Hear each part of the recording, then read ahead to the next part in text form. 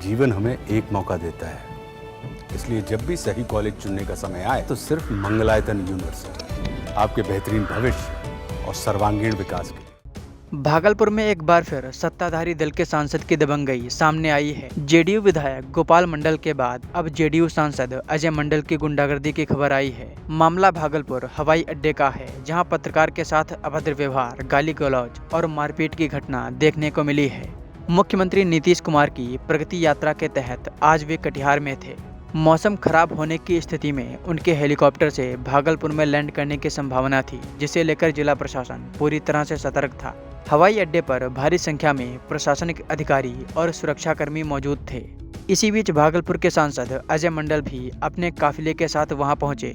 हवाई अड्डे के गेट पर पुलिस ने सांसद की एक गाड़ी को रोक दिया, जिसमें कई महिलाएं और कार्यकर्ता सवार थे। इसी दौरान कुछ पत्रकारों ने इस घटना की तस्वीर लेना शुरू कर दिया। तस्वीर खींचते ही सांसद अजय मंडल भड़क गए। आरोप है कि उन्होंने और उनके समर्थकों ने पत्रकारों के साथ गाली गलौज शुरू कर दी। इतना ही नहीं, 2 पत्रकारों पर जानलेवा हमला भी कर दिया। पत्रकारों को जमीन पर पटक पटक कर मारा। हमले के दौरान 2 पत्रकारों के मोबाइल और अन्य सामान भी छीन लिए गए। करीब आधा घंटे तक वहां अफरा तफरी मची रही। इस दौरान मारपीट और भगदड़ के कारण साइकिल ट्रैक की ईंटें तक टूट गईं। हवाई अड्डे पर मौजूद प्रशासनिक अधिकारी और पुलिसकर्मी तमाशाबीन बने रहे, लेकिन किसी ने सांसद और उनके समर्थकों को रोकने की हिम्मत नहीं की। हमले के बाद दोनों पत्रकारों को स्थानीय लोगों की मदद से अस्पताल ले जाया गया, जहां उनका इलाज जारी है। हालांकि इस पूरे मामले पर जेडीयू नेतृत्व ने अभी तक चुप्पी साध रखी है। मामला सत्ता पक्ष के एक सांसद से जुड़ा होने के कारण पुलिस भी कार्रवाई से बचती नजर आ रही है। अब देखने वाली बात होगी कि नीतीश कुमार इस मामले पर क्या रिएक्शन देते हैं। इस मामले पर तेजस्वी यादव का भी बयान सामने आया है। आइए आपको सुनवाते हैं कि उन्होंने क्या कुछ कहा है। जेडीयू के एक सांसद है अजय मंडल, उन्होंने पत्रकारों के साथ मारपीट की है अभी भागलपुर में। किसी का प्रोग्राम है। अब ये लोग नीतीश जी से पूछिए। नीतीश जी तो हर चीज में मोनी बाबा बने हुए हैं, चुप्पी साधे हुए हैं।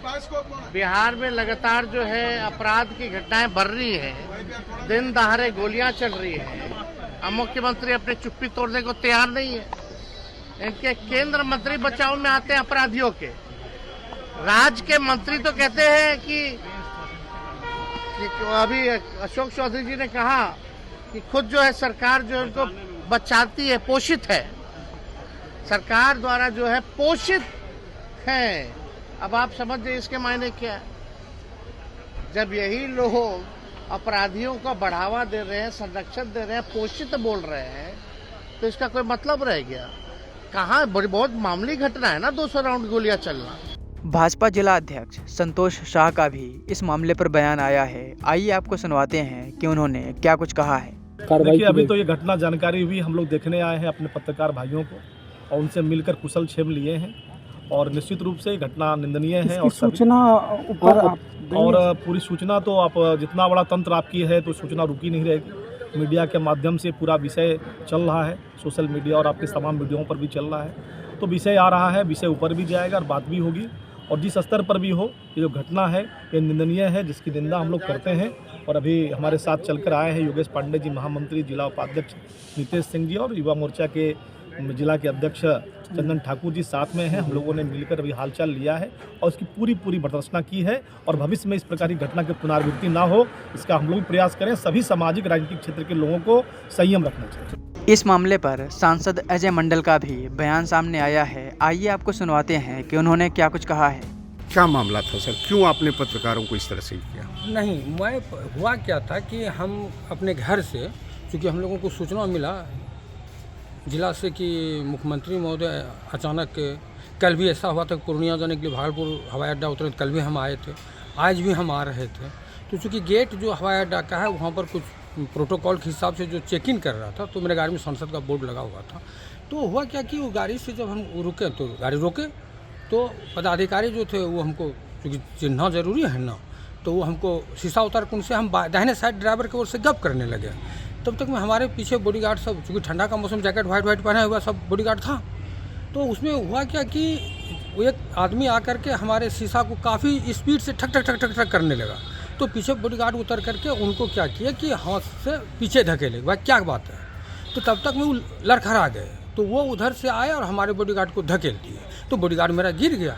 तो अब तो समझ रहे हैं कि सिपाही गिर गया, तब तो फिर समस्या बिगड़ गया, तो सिपाही भी उसको उठ करके फिर धकेल दिया, फिर दोनों में हाथापाई होने लगा। तब तक मेरा 2 बॉडीगार्ड और अंदर था, वो दोनों भी आकर के उलझ गया। तब तक उधर से हम देखते हैं कि भाई लोग उलझ गया है, हम तुरंत उतरे, दोनों को छोड़ा दिए। तो एक आदमी गिरा था, हम उसको उठा भी दिए कि गिरा हुआ था। तब अपने बॉडीगार्ड सबको कहा चलिए जो वहाँ अंदर जाना कि आप लोग झंझट कीजिएगा, तो फिर बॉडीगार्ड को अंदर बैठाए और हम अंदर चले। इतना सा तो मामला है, इससे बेसी कोई मामला नहीं है। नहीं तो गाली गलौज भी आपके मुंह से निकल रहा था। अपने बॉडीगार्ड को कहें गाली, अपने बॉडीगार्ड को कहें तुम लोग यही करने आए हो, अपने बॉडीगार्ड को गाली भी दिया है हम, ये बात सही बात है। अगला कोई पत्रकार आपको कुछ बोला भी था क्या असंसदीय बात? वो सिर्फ ढकाया, बॉडीगार्ड इसी में आ गया था। तो इसके बाद उन लोगों में गाली गलौज हो रहा था, तो दोनों तरफ से गाली गलौज हो रहा था ना, तब अपने बॉडीगार्ड को फिर गाली दिए तुम लोग अंदर चलो।